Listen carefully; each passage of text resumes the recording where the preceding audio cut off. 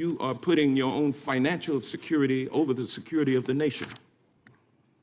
I disagree with that characterization. Well, I think the American people look at it like it's a classic situation of the fox guarding the hen house.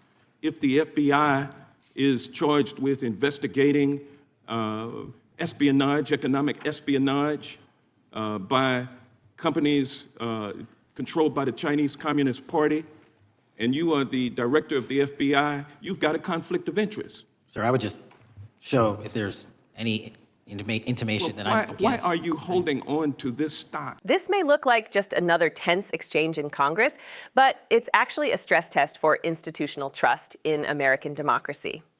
What's really being tested here is whether the people tasked with protecting the nation can also be trusted to remain free of financial conflicts that could shape judgment at the highest levels.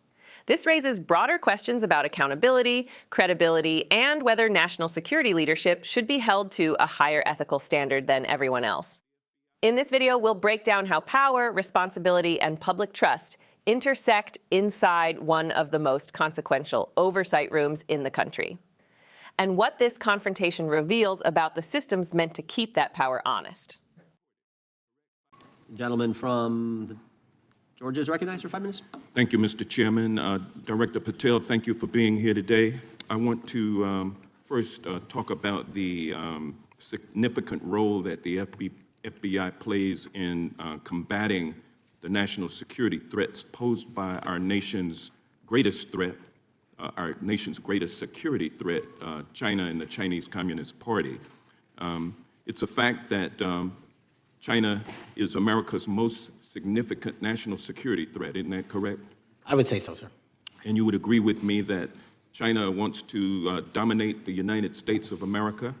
I think that's largely their plan. And they want to dominate the world, both militarily and economically, isn't that correct?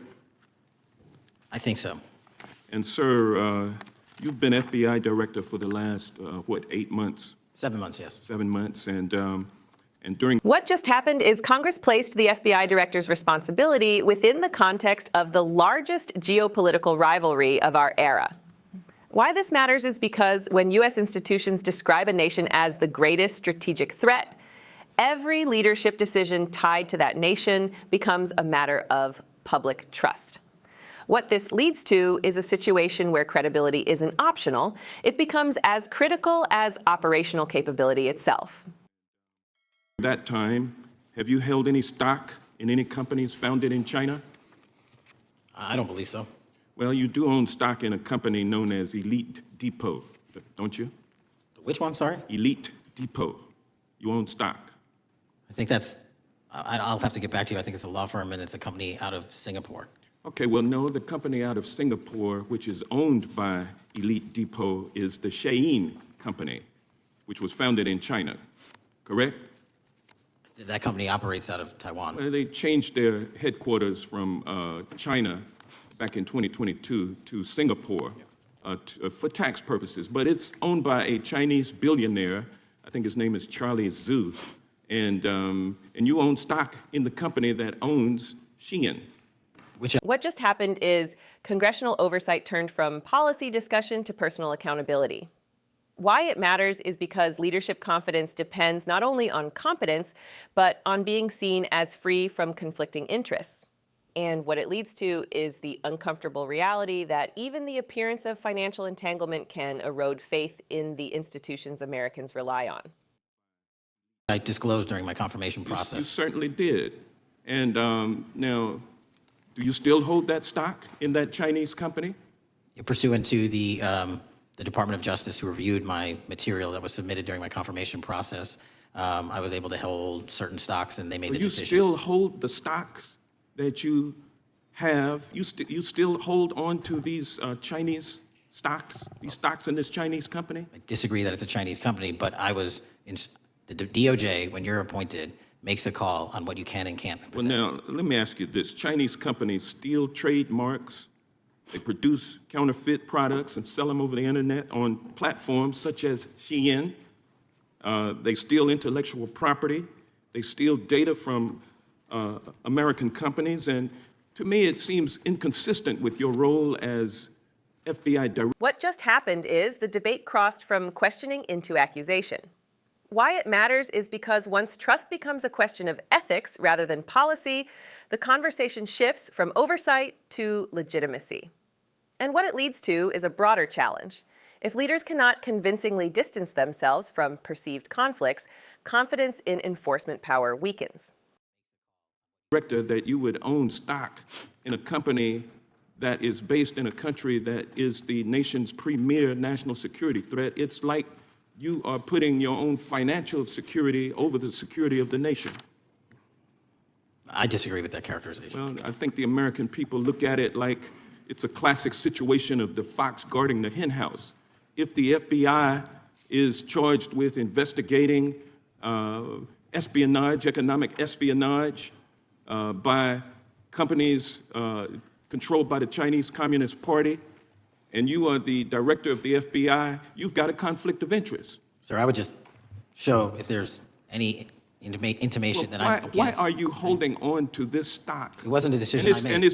And it's valued at up to $5 million as of when you last reported, correct? $5 million in stock? No, I don't follow it. You don't follow it, but you're still making money off of it. I don't have any money off of anything. Well, What I have done...